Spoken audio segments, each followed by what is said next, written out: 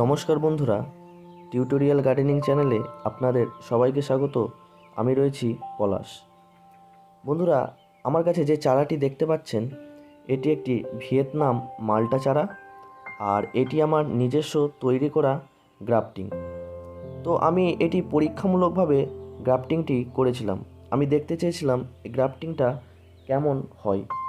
তো দেখতেই পাচ্ছেন বন্ধুরা, রেজাল্টটা গ্রাফটিংটা খুব ভালো হয়েছে। আর এই গ্রাফটিংটা আমি করেছিলাম সেপ্টেম্বর মাসে। তো যখন আমি সেপ্টেম্বর মাসে এই গ্রাফটিংটা করেছিলাম, তো এই চারাটি ছিল আমার একটি বাতাবি চারা, আর চারাটি ছিল বীজ থেকে তৈরি একটি চারা, বাতাবি চারা। আর চারাটি পটের মধ্যেই বসানো, 6 ইঞ্চি পটের মধ্যে।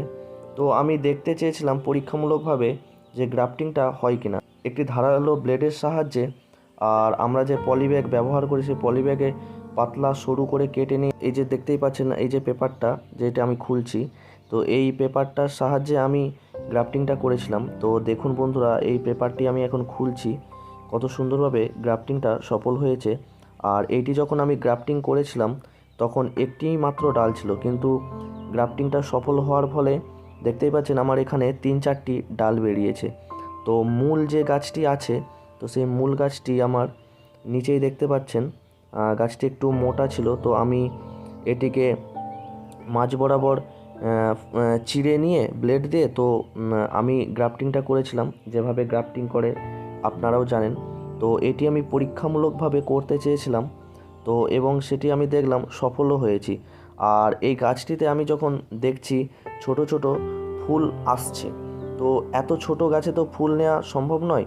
তো আমি পরীক্ষামূলকভাবে যখন দেখতে চেয়েছি আমি সফলও হয়েছি। তো এখন আমি এই গাছটিকে বড় করার চেষ্টা করব এবং পরীক্ষামূলকভাবে দেখতে চাইবো এর ফলটি কেমন হয়। কিন্তু এর এখন ফুল এসেছে, কিন্তু ফলে পরিণত করতে গেলে এই গাছটি হয়তো মারা যেতে পারে। দেখতেই পাচ্ছেন বন্ধুরা, এখানে আমার নিচের যে চারাটি আছে সেটি থেকে কিছু ছোট ছোট ডাল বেরোনোর চেষ্টা করছিল, কিন্তু পলিথিন থাকার কারণে সেই ছোট ছোট ডালগুলি উঠতে পারেনি। তো আপনারা যদি গ্রাফটিং করেন বা গ্রাফটিংয়ের চারা, অবশ্যই যেন এই নিচের ডাল থেকে, বা অর্থাৎ যে গাছটি বীজের তৈরি সেখান থেকে যেন গ্রাফটিংয়ের নিচে থেকে কোনো ডাল না বের হয়, অর্থাৎ সেই ডালে ফুল ফল আসবে না। এবং আপনার যে গ্রাফটিংয়ের যে মূল গাছটি, এই যে ওপরে গাছটি মারা যেতে পারে। তো অবশ্যই এটিকে আপনারা খেয়াল রাখবেন। তো এখানে দেখতে পাচ্ছেন আমার গ্রাফটিংটা প্রায় জুড়ে গিয়েছে খুব সুন্দরভাবে, আর গ্রাফটিংটা সফল। তো এই 4 মাসের মধ্যে আমার এই গ্রাফটিংটা খুব সফল হয়েছে। তো এই পলিথিনটা আমার আরও 1-1.5 মাস আগে খুললে খুব ভালো হতো। তো আমি এটিতে তেমনভাবে আমি নজর দিইনি। নজর না দেওয়ার কারণে এই গাছটিকে গ্রাফটিং পেপারটা খুলতেও আমার একটু দেরি হয়ে গেল। এটি 6 ইঞ্চি পটের মধ্যে। এখন আমি এই পটটিকে চেঞ্জ করব না, কারণ এই গাছটি এখনও বড় হবে, যেহেতু পলিথিন জড়ানো ছিল। তো তেমনভাবে গাছটি বেড়ে উঠতে পারেনি।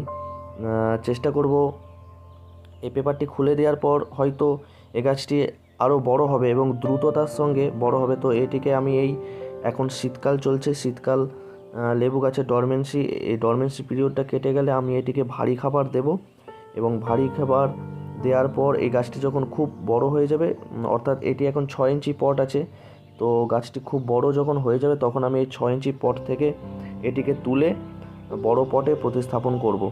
আর দেখতেই পাচ্ছেন এই যে শুকনো অংশটি, এটি আমার মূল ডাল ছিল। মূল ডালটি শুকনো হয়ে চারপাশ দিয়ে আরও ডাল বেরিয়েছে। তো আপনারাও চেষ্টা করবেন গ্রাফটিং করতে। আর গ্রাফটিংয়ের উপযুক্ত সময় হচ্ছে মার্চ এপ্রিল মাসে গ্রাফটিং করলে খুব ভালো রেজাল্ট পাওয়া যায়।